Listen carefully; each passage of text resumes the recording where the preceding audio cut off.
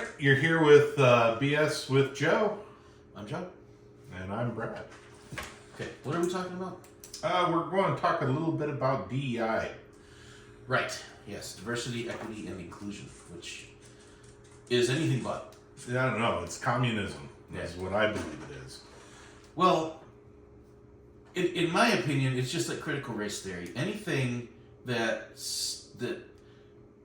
separates people by race and says, this person shouldn't get the advantages of this person based on race, color, creed, whatever, is not only illegal, it's unethical, and it's racist. Right, and also I'm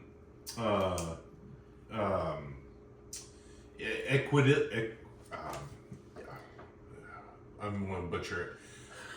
Equitable, make things equal for everyone. Right. But that's not what it does. That's not what it does. What it does is it says, okay, we're going to help this individual out to make them on the same platform as someone else. It's divisive. And it's divisive. It divides people. Right. So, it no longer allows somebody to work hard to get something that they're to achieve and make them exceptional. Well, I don't know that it's actually designed to hand things to people, but at the same time, according to the current DEI platforms that are out there, if you've got 5 different applicants for a position, 3 of them are white, 2 of them are, either Hispanic or black or whatever, the 3 that are white automatically get thrown out. Well, right, but DEI doesn't even also have to be race. It could also be class. True.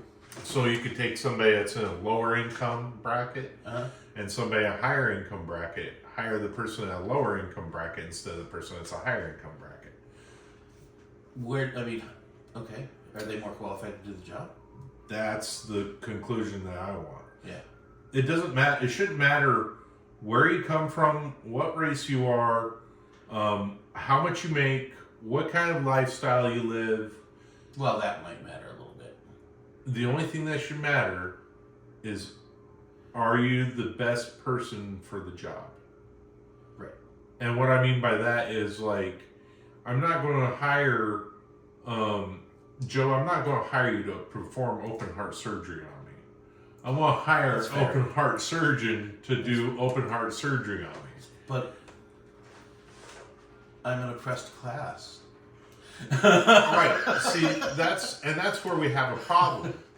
And where a lot of this can become a big problem is with the border. So we've kind of opened up our border and let everybody across because we want it to be equal. We want America to be equal for everybody, which everybody should have a right to work towards the freedoms that we enjoy here in America. I still believe in the American dream.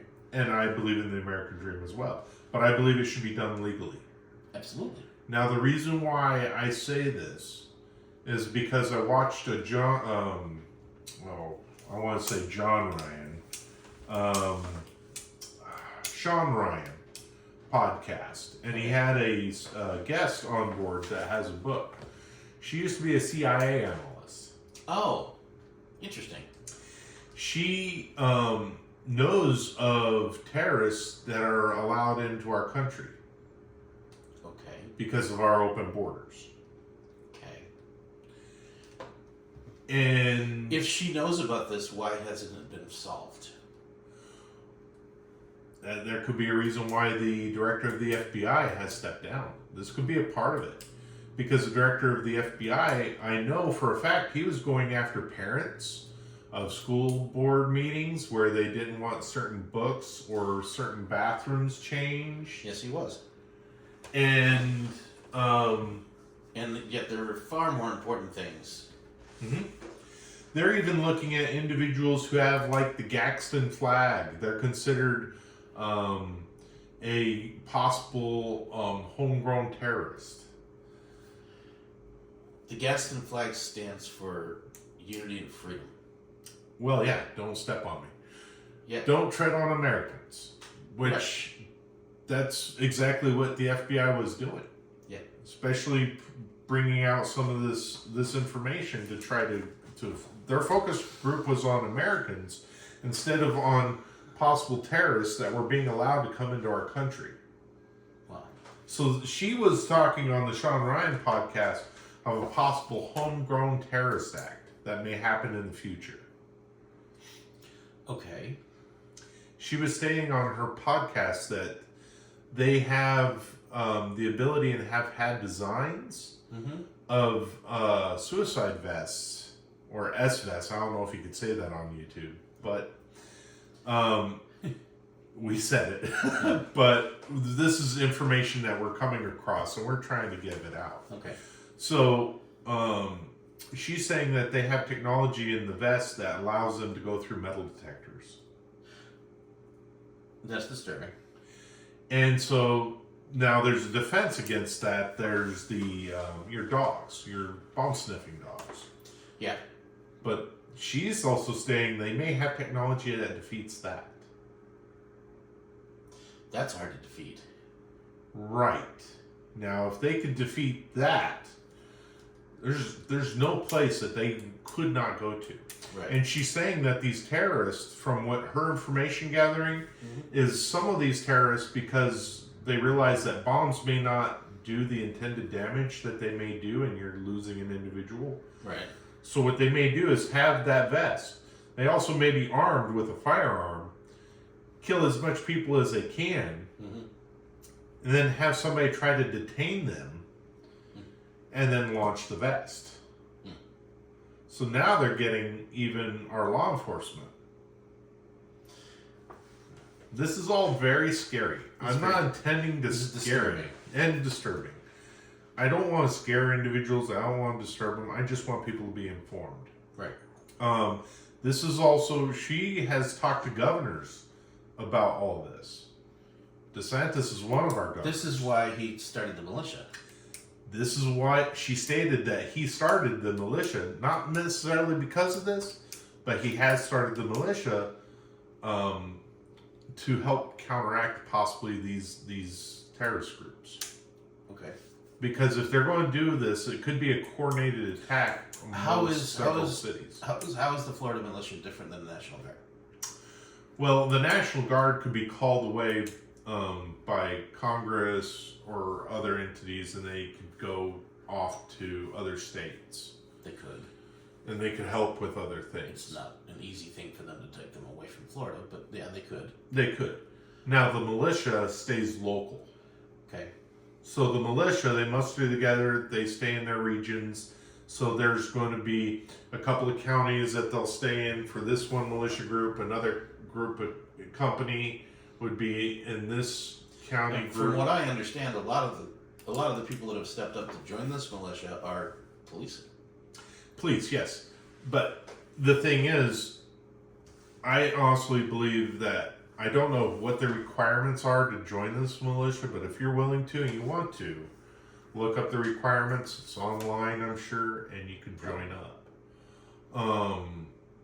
And I think this is a great movement for Florida to also help keep Florida safe from situations that may happen like this.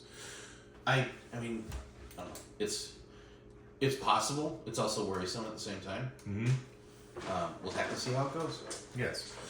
There was also a legal immigrant that is captured in a case involving a dead body. It was found off of 192 on November 28th. Here in Kissimmee. Here in Kissimmee. Now, that individual was extradited all the way from Texas. Yes, they were caught in Texas. I believe he was possibly fleeing the U.S. to go back to Mexico because they may have the evidence to convict him in this dead body, or at least he knows somebody that may, and it could be cartel based. We don't know. This is all speculation, and this is all... I tried looking up a little information on it. You can find information on them finding him and where he came from and a little bit of his background, but there's not much information available on the actual murder. Right, and there may not, and the reason why law enforcement may not be wanting to release this information, because this is also how they use it to, because if all this information is released, it would be harder to select a jury if they go to convict him. And it's an ongoing investigation. And it's an ongoing investigation. That makes sense. Okay. I mean, he was an illegal alien, committed a murder here in Kissimmee. Yep. And then you also look at the other illegal alien that actually killed a woman in Georgia. Right. Lincoln Riley. Yeah. And that was a very gruesome case. Yes. And that was a very premeditated murder. Well, not premeditated, but it escalated to a murder that could have all been avoided because he was intentionally trying to either rape or kill this woman. Right. And that's something that the FBI should be looking into instead of... Well, hopefully Cash Patel will get this things going the way they should be. Yeah. Because if you look at, trying to look inward at parents and January 6th individuals and arresting January 6th individuals.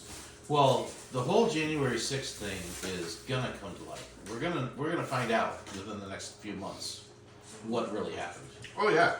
Well, and the thing is, it's kind of funny how all those individuals never committed a crime, was never violent, majority of them. Right. And yes, there was violence, and yes, there was things that happened, but I don't ever condone that, and they should be charged for the violent acts they did. Right. But the other individuals, no. And a lot of people saying it was an insurrection, no. I honestly believe it was a, and this is my belief, this is a fact, but I believe it was, and this is another reason why the FBI director is stepping down, because he may have had FBI agents that were there, not in acting duty, but were there and allowed the law of this, sparked a lot of it. I have been watching the Senate hearings that have been going on in the last month and a half or so about January 6th. And it has already come out in those hearings that yes, there were FBI agents on the ground in the crowd.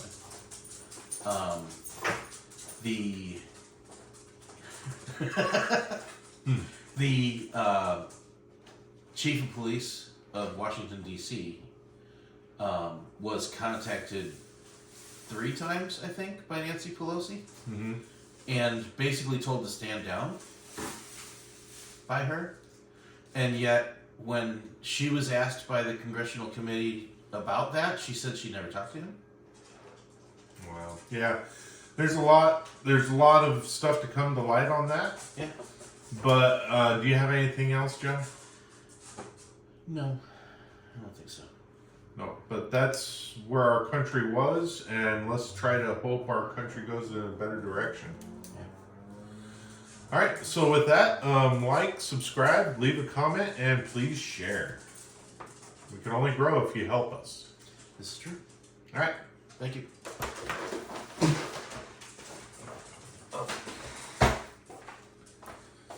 All right, Joe. Sorry.